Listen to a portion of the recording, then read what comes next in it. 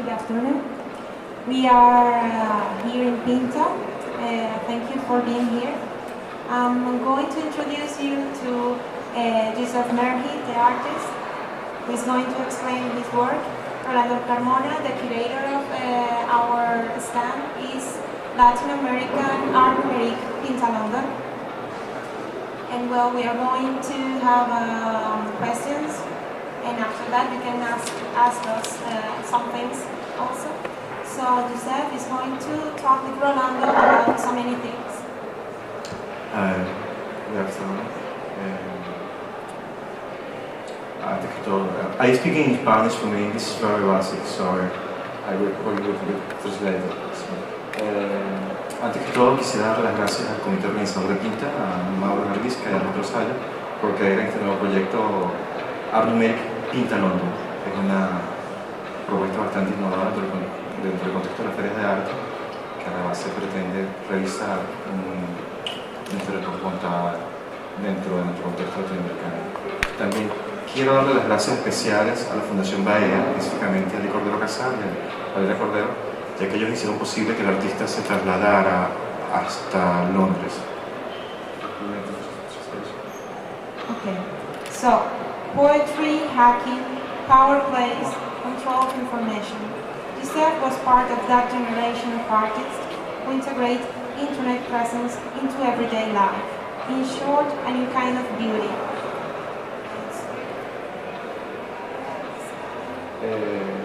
Sí, bueno, a la presentación, poesía, hacking, vamos a poder control de información.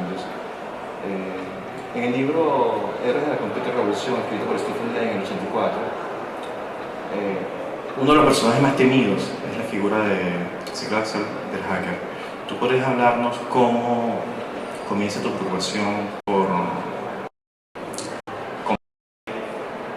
el proceso de hacking en una propuesta estética? Right. So good afternoon. I started my work in a very interesting moment. During my childhood, I was influenced by many different elements and media that were affecting the world in a global way. And one of those elements was the Atari 2600. I don't know if you remember the Atari 2600, but it's a video game console that changed our way of perceiving video games.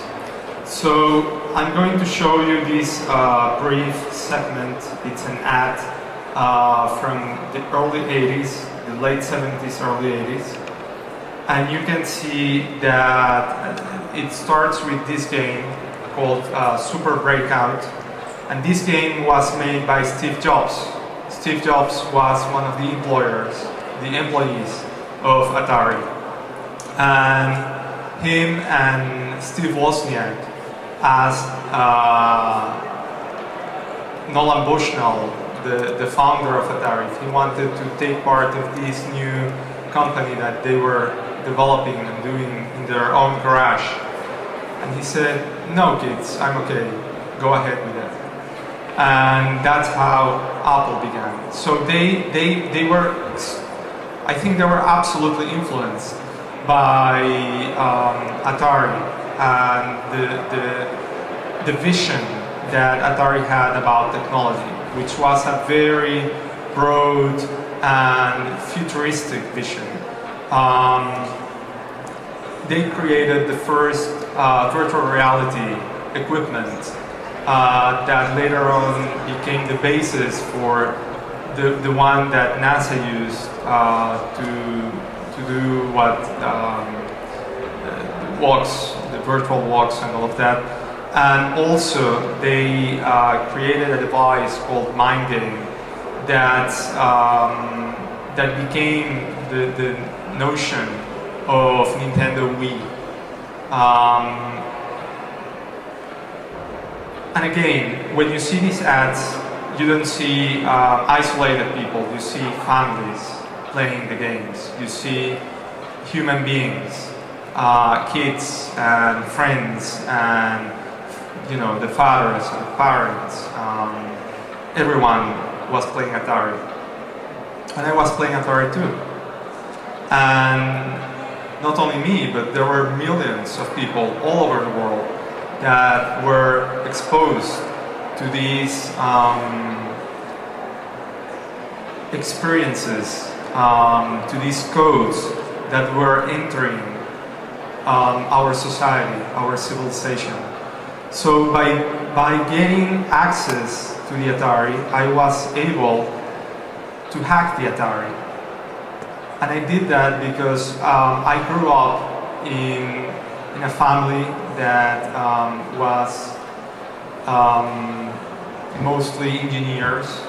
My father was a telecommunication engineer, and he was working for Metro in Paris, and then he moved to Venezuela to help the Metro in Caracas to build their own telecommunication system. So when I was 5, I had access to the communication room, and they had computers and old mainframes with magnetic tapes and these cards. And I think my curiosity grew exponentially when I had these elements. So what I did is in 1984, I hacked my Atari. And what I did is I built a keyboard. I attached the keyboard to the Atari, and it worked. And then I found a cartridge that allowed me to program the Atari. So I looked for books to learn how to program. It wasn't that difficult. And that's how I started doing my work. I ended up doing movies that were rendered in real time. There were geometric it had geometric characters that move along the screen, change colors, and created dialogues that were translated into music, random 8-bit music, and binary code. And thanks to that, I entered this realm called the art world. Wonderful. How old were you at that time? So early. I was 8 at that moment. And I was very lucky because there were many friends of my family that gave me access to, I think, the cultural world of Venezuela. And thanks to that, I was able to channel these works into institutions. Yucef, de la base tú eres hacker. ¿Qué significa ser hacker para ti? So, being a hacker, I mean, we have fantasized and idolized, and we have created this myth of what a hacker means.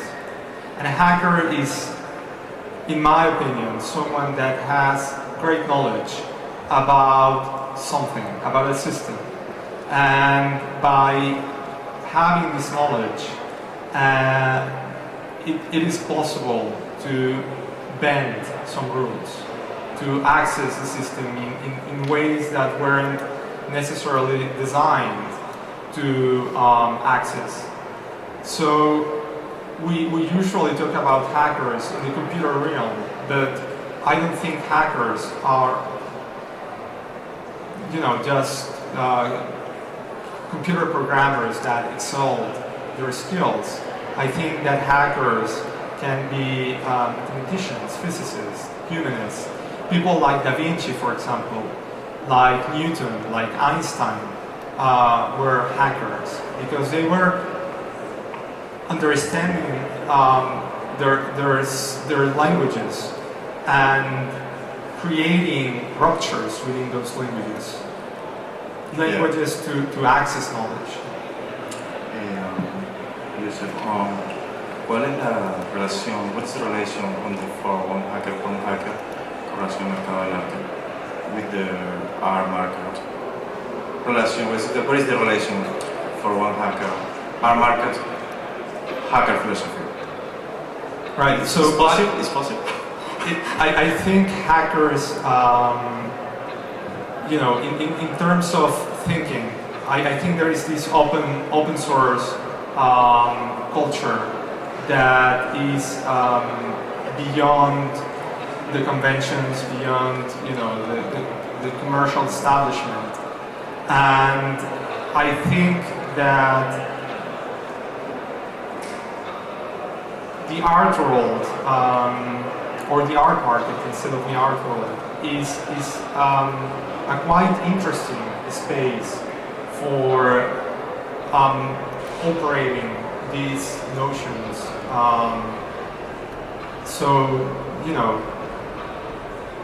I think it's you can get lost within that world. Okay.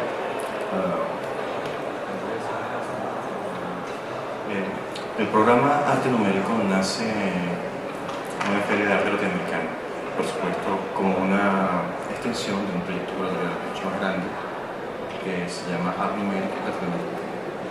So the program Numérique Pinta London was born here in a fair of art focused mainly in Latin American art in Europe.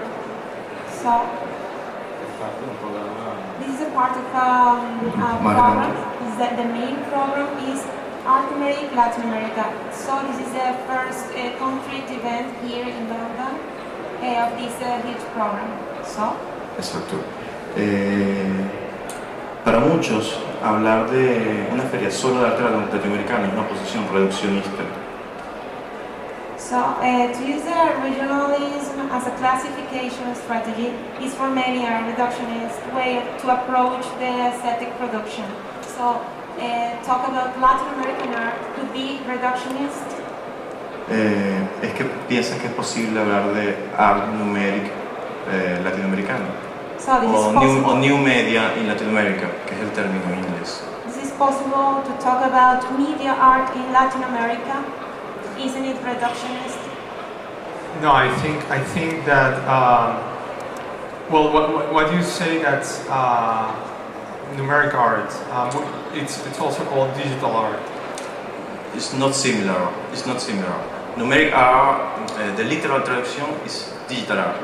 But the technique traduction is more media art. Okay. Digital art is more Photoshop or Illustrator is other. The name numeric art is one term for Ibaral and 1975 in French. Yeah. So this is a term that Ibaral talk about the art in between the maths and the aesthetic about maths in 1975. This is art numérique, so the term is in French, but there is no translation because it's not in digital art. This is about Photoshop. Yucef,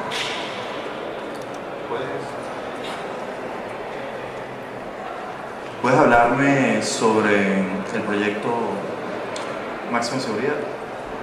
You can tell me about Maximum Security, please. So I think answering the first question about Latin America and new media, I absolutely believe that new media has been developed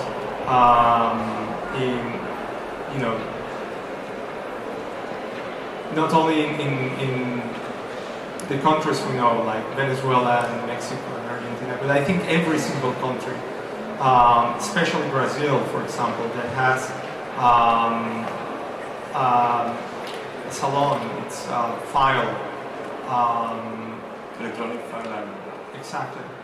Has it's one of the great